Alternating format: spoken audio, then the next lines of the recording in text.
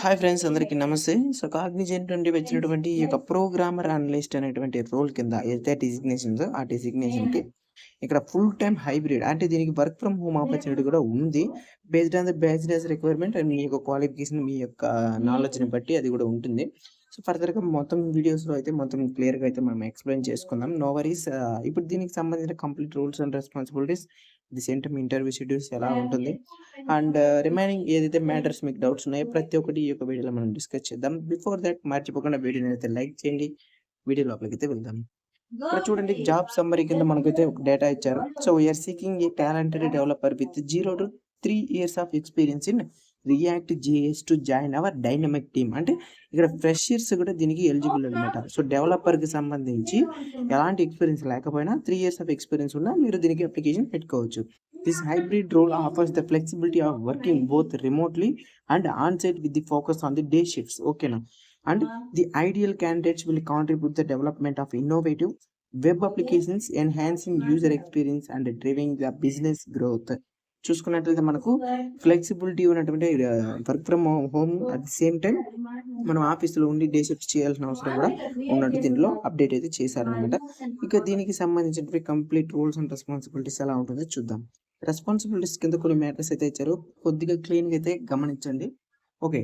Develop and maintain the web applications using React JS to ensure high performance and responsiveness. ఇక్కడ చూడండి, జేఎస్కి సంబంధించి development కింద మీరు work చేసిన అవసరం అయితే ఉంటుంది. ఏదైతే అప్లికేషన్ రియాక్ట్ యూస్ చేసి మీ యొక్క డెవలప్మెంట్ కింద వర్క్ చేయాల్సిన అవసరం అయితే ఉంటుంది. Collaborate with the cross functional teams to define the design and ship new features and breed clean, maintainable and efficient code to meet project requirements and debug the resolve the technical issues to ensure smooth applications and functionalities and implement users interface components following well now React JS workflows. నాకు అందరికీ ఉంటుంది కదా, so ఏం work చేస్తాం, once లోపలికి వెళ్ళిన తర్వాత ఏం వర్క్గా చేయాలి, అసలు ఏందా ఉంటుంది, ఏదో సాఫ్ట్వేర్ అని వేస్తారు, బట్ దానికి ఏం ప్రాబ్లం ఉంటుంది, ఏం చేయాలి, వర్క్ ఏ విధంగా ఉంటుంది, ఎక్కువ మందికి డౌట్స్ ఉంటుంది. సో కాబట్టి ఇది కూడా నేను చెప్తున్నాను. అట్ ది సేమ్ టైం దీనిపైన మీకు ఒక అవగాహన ఉంటే కొద్దిగా బాగుంటుంది. సో ఇప్పుడు ఏదైతే నేను చెప్పానో సో వాటిపైన మీరు కొద్దిగా యూట్యూబ్లో కావచ్చు, లేదంటే డిక్షనరీస్లో నుండి కొద్దిగా డేటా మీరు గ్యాదర్ చేసి లెర్న్ చేయొచ్చు. So optimise the components of maximum performance across a vast areas of web capable devices and browsers and participate in the code reviews and maintain code quality and share knowledge with the team.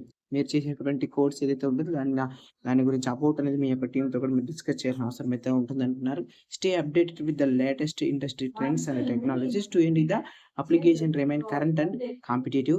Provide the technical support and trouble shooting assistance to end user as a needed. So ఎవరైతే end user ఉంటారో వాళ్ళకి సంబంధించి ఒక మంచి అంటే trouble shoot చేసి ఏమీ problem లేకుండా మీరు మీ యొక్క ప్రాజెక్ట్ని సబ్మిట్ చేయాలన్న అవసరం అయితే ఉంటుంది. సో మీ ఒక్కరే వర్క్ చేయాలి కదా ఒక ప్రాజెక్ట్ పైన. So most of the teams work చేస్తుంది, నెంబర్ ఆఫ్ టీమ్స్ వర్క్ చేస్తుంది. దాంట్లో మీ టీం ఒక్కొక్కరు ఒక్కొక్క దానిపైన అయితే వర్క్ చేస్తారు. ఫైనల్గా ఒక ప్రాజెక్ట్ అయితే డెలివరీ అవుతుంది. సో ఈ విధంగా దీనికి సంబంధించిన రూల్స్ అండ్ రెస్పాన్సిబిలిటీస్ ఇచ్చారు.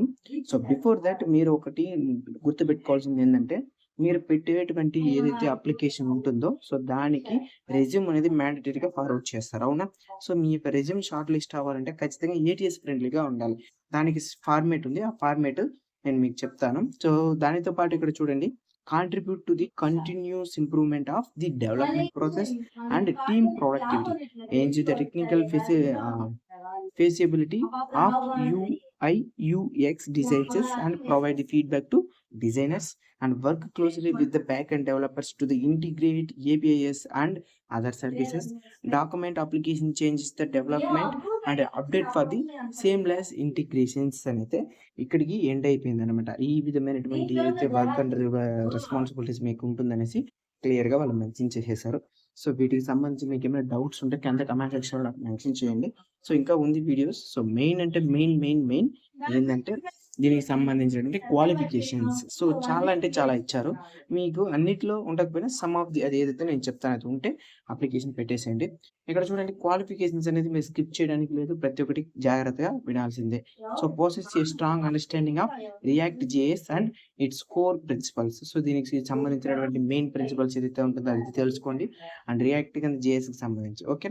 So have a experience with the popular react JS work flow such as redex. So ఈ రెడెక్స్కి సంబంధించి మీరు ఖచ్చితంగా నాలెడ్జ్ అనేది థియరిటికల్గా ఉంటాయి. ఇది ఎక్స్పీరియన్స్ ఉన్నటువంటి ఆల్రెడీగా ఉంటుంది.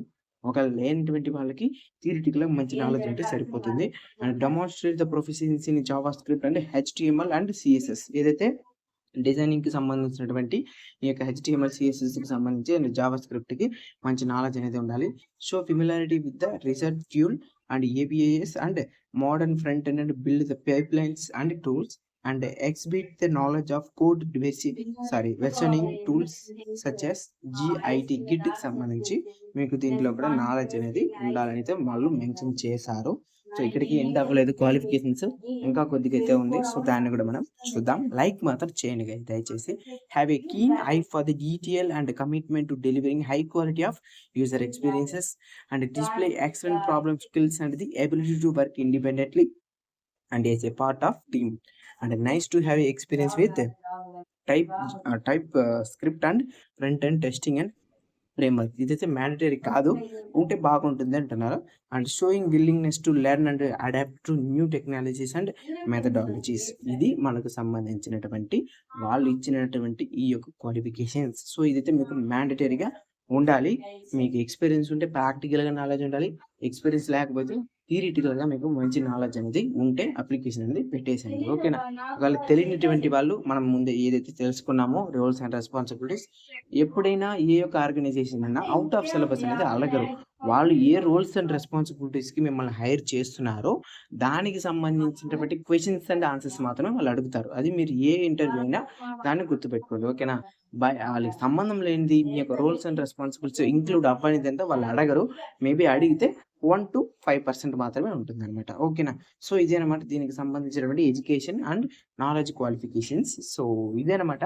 దానితో పాటు ఒక సర్టిఫికేట్ అనేది మ్యాండటరీగా అడుగుతున్నారు.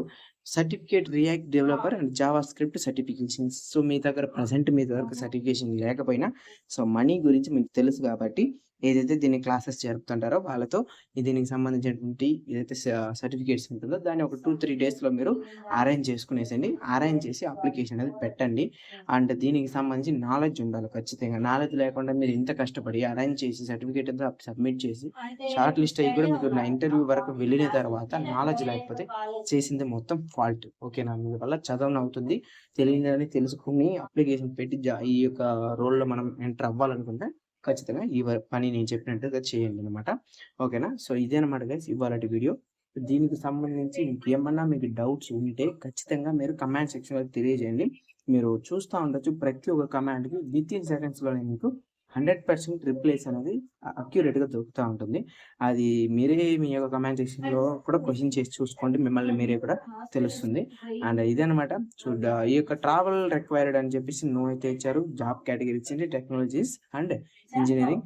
లొకేషన్ అనేది మనకు important. So Pune, Bengaluru, India. So ఈ యొక్క 2 లొకేషన్స్లో దీనికి సంబంధించిన రోల్స్ ఇచ్చారు. సో ఫ్యూచర్లో మీరు రిలోకేట్ అయితే చేసుకోవచ్చు. ఓకే, మళ్ళీ ఇంకొక వీడియోలో చూద్దాం. డిస్క్రిప్షన్లో